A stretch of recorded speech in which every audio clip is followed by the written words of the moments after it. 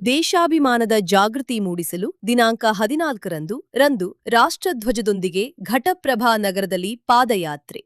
ಗೋಕಾಕ್ ಸ್ವಾತಂತ್ರ್ಯೋತ್ಸವ ದಿನಾಚರಣೆ ಸಂಭ್ರಮದಲ್ಲಿ ದೇಶಾಭಿಮಾನದ ಜಾಗೃತಿ ಮೂಡಿಸುವ ಸಲುವಾಗಿ ಬರುವ ಆಗಸ್ಟ್ 14ರಂದು ಹರಗರ ತಿರಂಗ ಅಭಿಯಾನ ಪಾದಯಾತ್ರೆಯನ್ನು ಹಮ್ಮಿಕೊಳ್ಳಲಾಗಿದೆ.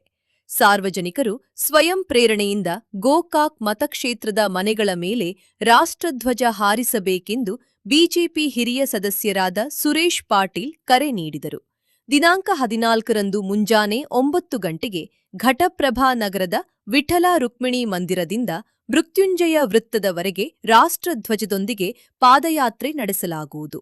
ಈ ಸಂದರ್ಭದಲ್ಲಿ ನಗರದ ಎಲ್ಲ ಕನ್ನಡಪರ ಸಂಘಟನೆಗಳು, ಸಾರ್ವಜನಿಕರು ಭಾಗವಹಿಸಿ ಕಾರ್ಯಕ್ರಮ ಯಶಸ್ವಿಗೊಳಿಸಬೇಕೆಂದರು.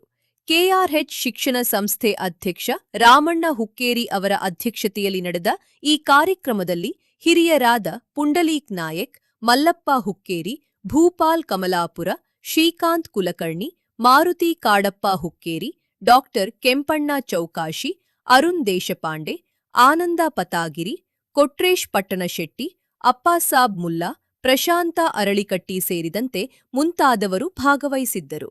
ಸಾಮಾಜಿಕ ಕಾರ್ಯಕರ್ತ ಶ್ರೀಕಾಂತ್ ವಿ ಮಹಜನ್ ಎಲ್ಲರನ್ನೂ ಸ್ವಾಗತಿಸಿದರು. ಹರೀಶ್ ಕಾಳೆ ಕಾರ್ಯಕ್ರಮ ನಿರೂಪಿಸಿದರು. ವರದಿ ಶಶಿಧರ್ ಸತೀಶ್, ಡೇವಿಡ್, ವಿಜಯ್ ಶಕ್ತಿ ನ್ಯೂಸ್, ಗೋಕಾಕ್.